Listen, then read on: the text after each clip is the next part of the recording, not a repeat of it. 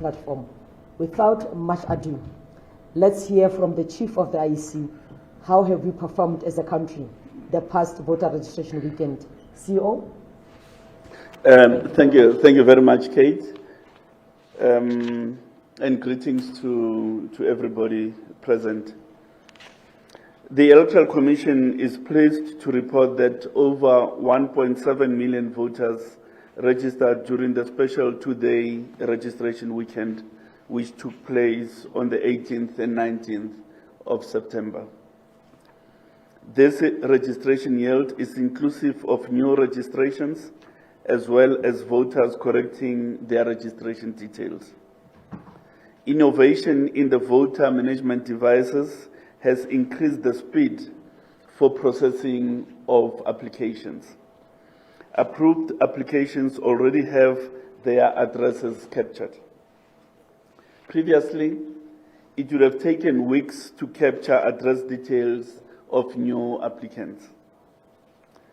New registrations account for 433,198 applications. This accounts for 25% of the total registration activity.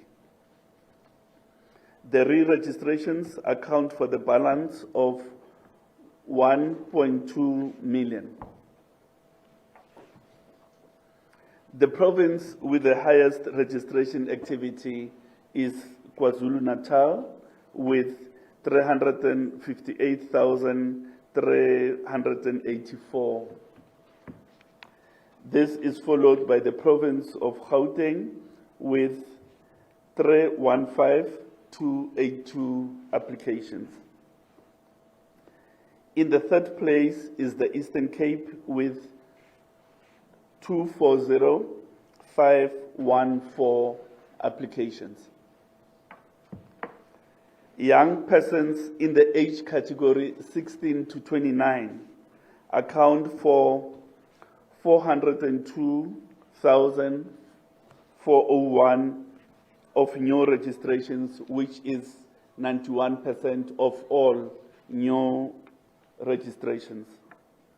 Therefore, this registration effort has elicited a good response from young persons. A well-entrenched pattern of there being more female participants continues. 52% of all new registrations were female voters. Since its inception in July, the online registration portal has processed 499,488 applications, which is just under 500,000. Yesterday, 121,000 applicants used this digital channel of registration. Our expectation is that the use of the portal will remain on the top end for most of today, as people use the remaining hours to register. This digital channel provides voters with the convenience of use in terms of time of application as well as place of application. It will become an anchor mechanism of registrations for the future. In this regard, a solid base has been laid for its future use. The Commission welcomes the proclamation of the election day by the Minister of Cooperative Governance and Traditional Affairs. This legal act formally institutes the registrations for the future. In this regard, a solid base has been laid for its future. The gentleman speaks in a very bad voice, eh?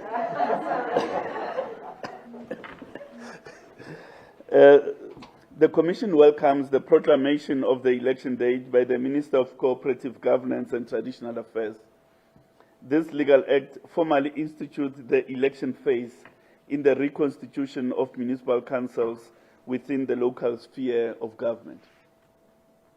The ministerial proclamation has made it possible for the Commission to publish an amended election timetable. The amendments to the election timetable are a consequence of the reopening of the registration process. The amended timetable will be published in the Government Gazette today. Some of the key electoral milestones are as follows. The candidate nomination process will now close at 5 on 21st September 2021. A final list of candidates will be published on the 29th of September, and candidates will be issued with certificates on the 1st of October 2021. Copies of the provisionally compiled voters' roll will be made available to electoral contestants between the 21st and 23rd of September. The Commission will make decisions in relation to objections raised on Friday, 24 September 2021. And the voters' roll will then be certified on the 26th of September. Applications for special votes open today and will close on 4 October 2021. Special votes will be cast on both the 30th and 31st of October. Applications from persons who are unable to visit voting stations due to infirmity will be visited at homes or places of confinement, while other successful candidates will cast their special votes at the voting stations. The Constitutional Court handed down judgment in the application of the Electoral Commission to defer elections to February 2022 over the weekend. The Commission has already announced measures to comply with the measures of court, with the orders of court. The handing down of this judgment has provided all role players with clarity in relation to the interplay between the regularity of elections on the one hand and the constitutional imperative for free and fair and safe elections. The Commission accepts that it must strive for free and fair elections even in the prevailing COVID-19 circumstances. This morning, the Court provided judgment in the secondary case in relation to the amendment of the electoral timetable. The Constitutional Court held that the act of amending the timetable in these circumstances is not impeachable. The Commission acted lawfully within the parameters of its empowering statutory provisions. Furthermore, the Court held that on the papers before it, the impartiality of the Commission could not be impugned. The clarity provided by the Constitutional Court on this matter has laid a solid foundation for all parties to focus on preparing for the election. On its part, the Commission will continue to discharge its responsibility with decisions rooted in the Constitution and the law. Such an approach ensures that we remain true to the constitutional duty of delivering a free and fair elections. Thank you. Thank you so much, CEO. I'm going to open the floor for questions. The journalist in the NEF Center with us here. Also, we've got other journalists online. Let's take the first round of questions. Introduce yourself and then pose the question. Okay, thank you so much. Can you hear me? Okay, Yes. yeah. It's Natasha Perry here from SABC News. I think I was reading through your statement yesterday, and it had said, I think 9 voting stations out of over 23,000 did not open up due to service delivery protests. So, I mean, for those voters within those voting stations or those districts who actually want to vote, what happens then? Was provision made for those people who wanted to vote? Another issue, I've been receiving complaints from people also on Twitter complaining about the online registration process. Some have been saying that they can't actually, register to vote.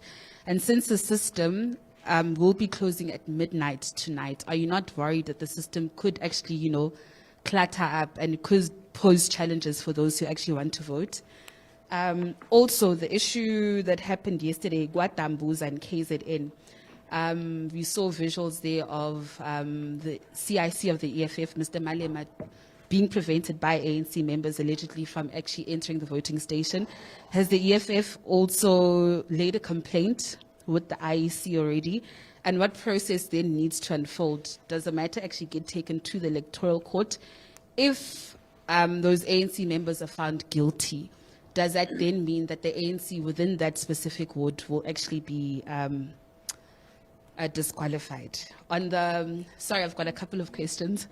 On the new voter management system, I also saw a statement, just correct me if I'm wrong, citing that there were actually challenges with the system. Since you are replacing the old zip codes with this new voter management device, how could you then ensure that the same glitches that were experienced this weekend won't actually be experienced come the 1st of November? I think I'll just ask the other questions as the second one comes by. Thank you. Sorry. Yeah, true. Okay, all right. Looks like that's the only bundle of questions that we have. All right. Okay, CEO, let's deal with those on the online platform. Let's have a look if we've got any other particular questions. Can we also get the CEO to report the first bit of the statement on the overall outcomes, especially with the top 2 provinces? He was muted for a while. I wasn't aware that we were muted, CEO. There was a bit of a technical issue here on the, there was a person that sounded like you, I remember speaking. And then let's have a look. This is Negukanya from Jacaranda FM. The Concord ruled in favor of the IEC in the DA's application to challenge the reopening of the candidate list. Does this vindicate the IEC? There's a question. The second one, parties such as the IFP claim the IEC lacks in transparency and consistency in how it deals with the candidate lists, and parties that previously missed the deadlines, but adding the IEC has been biased towards some. Is there a bias? The third question, some registration stations weren't able to open over the weekend. What are the implications? Those are the 3 questions in addition to the ones we've picked up on the floor from Jacaranda FM. If I may allow the CEO to deal with some of those issues. CEO, thank you very much. Okay, no, thank you very much. Let's deal with the issue of reported bias with respect to the reopening of candidate nomination system. I think the approach of the Commission was that let the matter be adjudicated in the highest court of the land. And the court has adjudicated the matter and found that the Commission acted within the parameters of the law. Furthermore, the court held that on the papers before it, the impartiality of the Commission could not be impugned. So in other words, on the evidence available before court, there is no basis to come to that conclusion. Now, the Commission indicates that it will make decisions rooted in the Constitution and rooted in electoral law. And it will do so without fear, favor, or prejudice. The Commission is not going to make decisions on account of popular sentiment. That's not how the electoral process must be managed. The electoral process has to be managed in a lawful manner, which means respecting the constitutional imperatives as well as the prescripts that govern the Commission. And that includes, I think, deference to the Concord. The Concord is the highest court in the land. It has assessed the evidence before it, and it has reached a decision. And that really should settle the matter going forward. The online glitches. Yesterday, okay, let's put it this way. Since we launched the online application portal in July, 500,000 people have used that portal, and yesterday, 124,000 people used that portal successfully. Since last Wednesday, we experienced an increased use, increased traffic on the online portal. And since we experienced those difficulties, we've built capacity and made certain technical changes. I'll just give you a few for today. That portal was working on 20 virtual servers for most part of last week. We've increased server capacity with 10 additional servers just to increase additional infrastructural capacity to handle the increased traffic. And on the mapping functionality, we removed certain layers, such as municipal boundaries, VD boundaries, and so on, but retained the ward boundary because that's the basis of the electoral contest. So it was important that we retained the ward layer. So those are some of the interventions that we've introduced, and since we've done so, there's been great improvement in the performance of the online facility. So we're monitoring it on a 24-hour basis, and where there are problems that emerge, we are able to intervene at short notice to ensure that there's no service disruptions. Well, in terms of the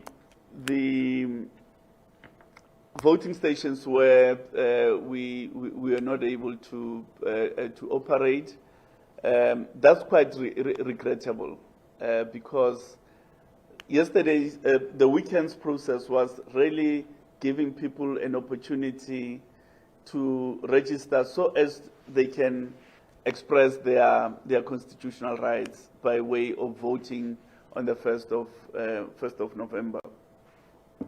The voters' roll is closing today, and we hope that those people will still be able to enlist themselves via the online facility which is available. I'll leave to Commissioner Love the issue of the Concord victory, whether it vindicates us, as well as the issue of the Kwatambuza incident yesterday. Commissioner Love.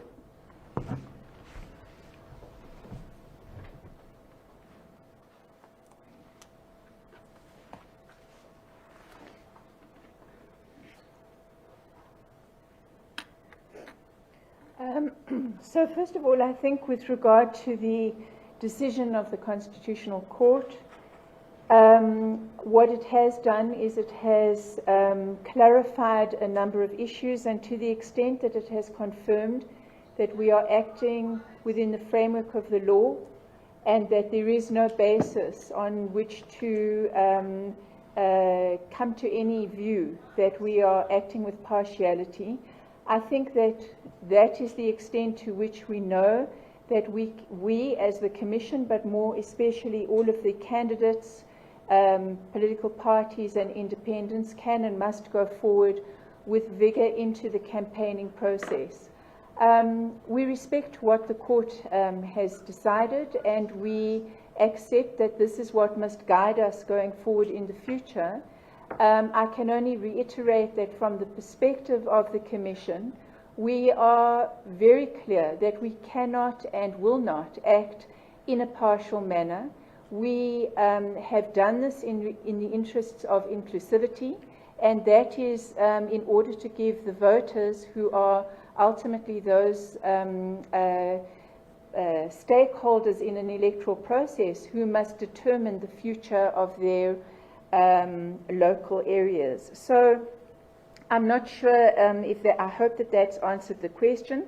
With regard to the incident that we have received, we were able to see or pick up some reports on from the media that happened in Kwadambuza in terms of KwaZulu-Natal and what happened in relation to the prevention of members, including the leadership of the EFF by the African National Congress.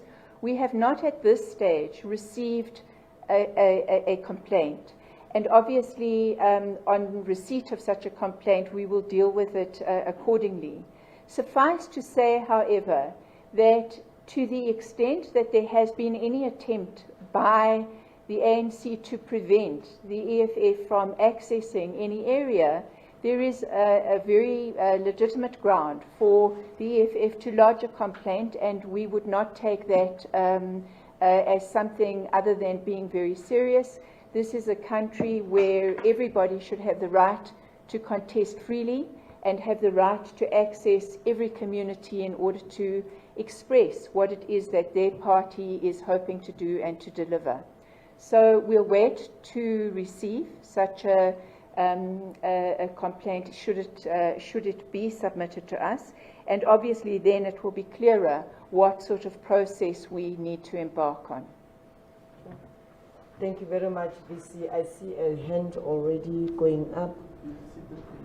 All right, Ceci. It's Natasha again. Could you please also just answer the question on the new the voter management devices? I just want to know, in terms of the candidate nomination system, the last time the IEC had extended the time by a couple of hours, will we see that take place? Because I know the deadline is tomorrow at 5 p.m. The last time, I think it was earlier on this year, the IEC had indicated that there was one outstanding by-elections that needed to be conducted. What then happens? I mean, the by-elections are supposed to take place on the 30th of June, correct me if I'm wrong. Of course, then the Constitutional Court and, but I mean, what happens to that by-election? Will it still take place before the elections? Yeah, thank you. Thank you, Natasha. I don't see any other hand. The questions on my platform have been covered. Let me double check. The other question, CEO, there's a question that says, can CEO say something about surpassing the target for voter registration weekend? Surpassing our target that we have set for this weekend. If you can just comment on that. And then, CEO, can we deal with those questions? Are there any other issues? I'm trying also to track my online platform. No, let's not create questions if they're not, sir. They're not. Yeah, they're not. I'm just double checking that I'm not missing anyone on any of the platforms. I'm working on dual platforms, so I just want to make sure that I'm not missing anybody. CEO, let's deal with that, the questions from Natasha, and also on the issue of surpassing the target for the voter registration weekend. If you may please deal with those. CEO, do you want to come this Yeah, CEO, please, I requested. VC, thank you very much for dealing with those two questions. Well, we are happy that we've been able to realize these figures, and we are even more happier because 91% of the new registrations are young persons, people under the ages under the age of 29. So It's a big improvement, perhaps not enough, but we've made huge strides. In this regard, the use of the online registration portal is beginning to give us the benefits of getting young persons to be part of our political processes. Now, the issue of the VMD. The VMD has performed admirably over the weekend. Because of the VMD, all these persons, 1.7 million of them who registered over the weekend, we have their addresses on record. Previously, at this point, we would be now capturing addresses and so on. We don't have that problem. And we'll be able to provide to electoral contestants tomorrow an inspection voters roll, so that they can look at the roll and where there are anomalies, objections can be raised, and the commission can look at them. So the VMD has given us the ability to do things quicker and to do things comprehensively, because we have been able to integrate and consolidate business processes. Now, per plan, and this is important, per plan, the VMD is able to operate both off and online. It's per plan. It's part of its build-up, that it must be able to work offline and it must be able to work online. So to the extent that it was necessary to switch to offline doesn't mean that there was a problem. It only meant that it was operating in one of the modes that were built into the process. The by-election outstanding, that by-election, we will be going to the electoral court to get an order that allows us to stand over that by-election until the elections. Basically, the point is that nothing will be served by conducting that by-election when we have an election on our hands. But we need the electoral court to authorize that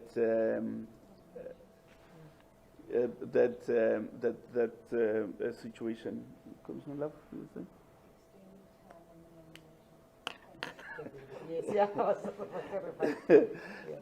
No, are we going to extend the candidate nomination closing time? The Commission, on a previous occasion, out of concern for parties, and after parties had raised difficulties that they were experiencing, decided to push the closing time from 5 to 9.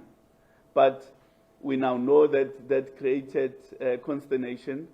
I can't speak for the Commission, but given the consternation that was created on that occasion, I don't foresee that the time will be extended again. So, to candidates out there, political parties out there, if you intend taking advantage of this opportunity, do it early, do it today if you can, do it in the evening if you can, and not wait until the last minute tomorrow. So that's really the message we want to get across. We are open for business until 5 p.m. tomorrow, insofar as nominations are concerned.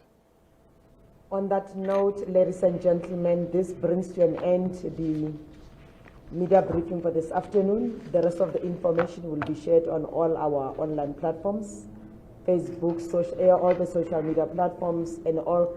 CEO, now you see what it's typical of me.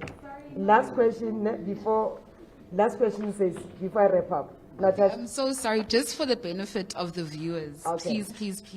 So, Okay, special votes. Talk us through the process of special votes. People can now apply for special votes that close in October.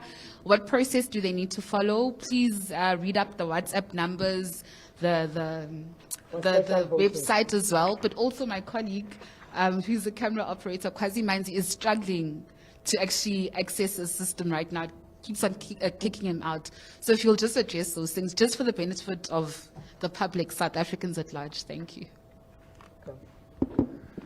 Applications for special votes open today, and there are different channels through which an application can be made. Firstly, you can apply online. You can apply by sending an SMS to us through your ID. And thirdly, you can apply by submitting an application form, a physical form, at the office of the local representative of the Commission. The application period closes on the 4th of October at 5 o'clock. And we did indicate in our previous interaction with ourselves that special votes in these elections are going to assume a heightened importance because we do want to use special votes to depopulate voting stations on election day. And the more people use special votes on the 30th and 31st of October, the more we'll be in a position to depopulate voting stations for the first. So we also want to call on yourselves as officials working in the media industry, because some of you may be working on election day, that you take advantage of the special votes and apply, so that you can vote on either the 30th or 31st of October. Thank you very much. Thank you very much, CEO. Cheers and goodbye. We'll meet on all the platforms. Thanks a lot. Bye-bye. Thank you. Okay, from the CEO to the pitch. Okay. All right. May I, okay.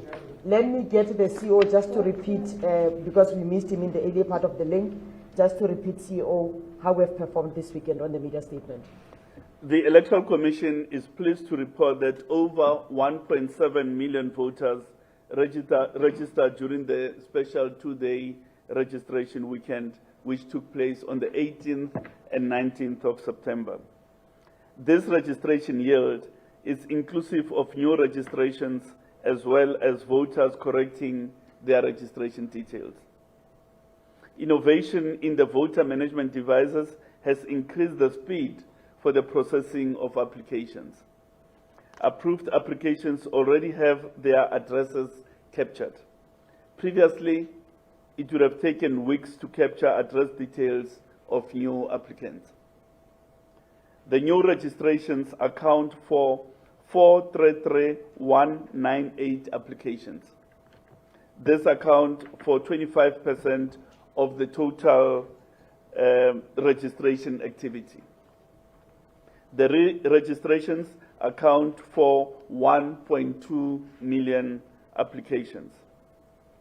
The province with the highest registration activity is KwaZulu-Natal with 358,384 applications. This is followed by Gauteng province with 315,282 applications. In the third place is the Eastern Cape with 240,514 applications. Young persons in the age category 16 to 29 years account for 402,401 of new registrations, which is 91%. Therefore, this registration effort has elicited a good response from young people. A well-entrenched pattern of there being more female participants continues. 52% of all new registrations were female voters. Since its inception in July, the online registration portal has processed 499,488 applications. Yesterday, 121,4 414 applications used this digital channel of registration. Our expectation is that the use of the portal will remain on the top end for most of today as people use the remaining hours to register. This digital channel provides voters the convenience of use in terms of the time of application as well as the place of application. It will become an anchor mechanism of registration for the future. A solid basis has been laid for its future use. Thank you very much. I think CEO has done a brilliant work of ensuring that we understand how we performed this weekend. On that note, ladies and gentlemen, let's call it quits and goodbye. Thank you very much. Sesi Natasha. Okopela CEO. Yo wataba waizi. Yo kumunati for wena waizi. Yo musadi o. Okay, are we going to use inside the bowl? Okay.